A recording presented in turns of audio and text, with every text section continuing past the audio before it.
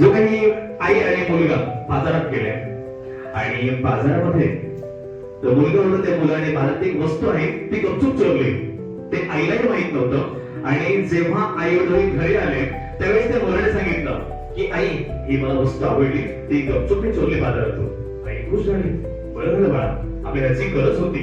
तो काही चमचा असेल काय असेल ना त्याची आपल्याला गरज होती. आणि आई खुश झाली. आईला शाबासकी दिली. आता दुसऱ्या काय झालं की तो मुलगा शाळेत गेला आणि शाळेतून त्या मुलाने एका मुलाचे पेन्सिल चोरले आणि तो पेन्सिल घेऊन घरी आला. आई पण शाबासकी दिली, बाळा तू खूप चांगलं करतोय. पण नंतर तोच जो मुलगा आहे त्याला चोरी करण्याची सवय झाली आणि जसा तो मुलगा मोठा झाला तो मोठा एक चोर बनला, तो मर्डर करणारा बनला आणि असं तो मोठमोठे गुन्हे करू लागला आणि शेवटी त्या मुलावरती गुन्हा दाखल झाला. त्या मुलाला पकडण्यात आलं आणि जेव्हा तो मुलगा त्या कोर्टमध्ये गेला त्या कोर्टमध्ये त्याची सुनावणी करण्यात आली की ह्या मुलाला काय शिक्षा द्यायची, तेव्हा त्याने जे काही गुन्हे केले या सर्वांचा विचार करून जे काही न्यायाधीश आहे त्याने ठरवलं की ह्या मुलाला आपण फाशी द्यायची. का? कारण की हा काय करतोय, चोरी करतोय किंवा हा गुन्हे करतोय, हत्या करतोय. तर एकच जरी सजा असेल आणि ती कोणती असेल तर ह्याला आपण फाशीची शिक्षा द्यायची आहे. मग त्यावेळेस समजा एखाद्या माणसाला फाशी देणार असेल त्यावेळेस एक प्रश्न विचारला जातो, तुझी शेवटची इच्छा काय?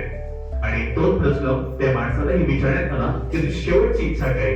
आणि त्यावेळेस तो म्हणाला की मला माझ्या आईला भेटायचंय आणि मला माझ्या आईच्या कानात काहीतरी सांगायचं आहे. म्हणजे काही न्यायाधीश असते त्याने सांगितलं की ह्या मुलाच्या आईला बोलवा. आई त्या ठिकाणी आली आणि आई जवळ गेली मुलाच्या. आईला वाटलं की काहीतरी गुपित असं काहीतरी रहस्य असेल, तो मुलगा काहीतरी सांगेल.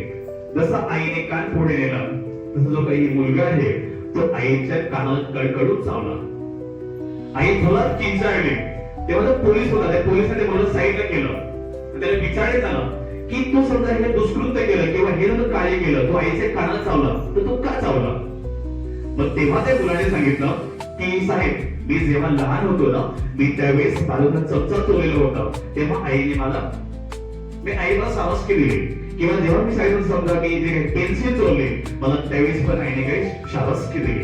जर समजा त्यावेळेस आई मला समज घातली असते की बाळा तू जे करतोय ना ते वाईट आहे, तर आज मी चोर बनलो असतो, मी गुन्हेगार बनलो नसतो आणि आज माझ्याकडे हे वेळ आली नसती. तर नक्कीच गोष्टीचा भावार्थ हाच आहे की जर समजा आपण आपल्या मुलांवरती आपण नियंत्रण ठेवलं, तर आपण योग्य मार्गदर्शन केलं, आपण योग्य संस्कार जर दिले तर नक्कीच जो आपला मुलगा आहे किंवा आपली मुलगी आहे ते आपलं भविष्य बनेल.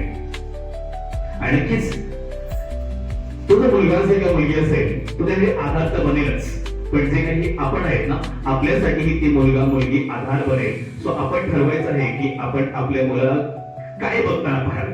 चोर बघताना पाहायचं आहे की एखादा मोठा ऑफिसर बघताना बघायचं आहे.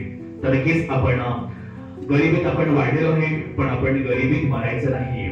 आणि हे आपण आपल्या मुलांना जाणून द्यायचं आहे की बाबाने जे आपण उन्हात काम करतोय ना ते कोण ताण काय आहे आणि आपण काम करतोय त्याची मजुरी काय आहे ही आपण आपल्या मुलांना जाणीव करून द्यायची आहे.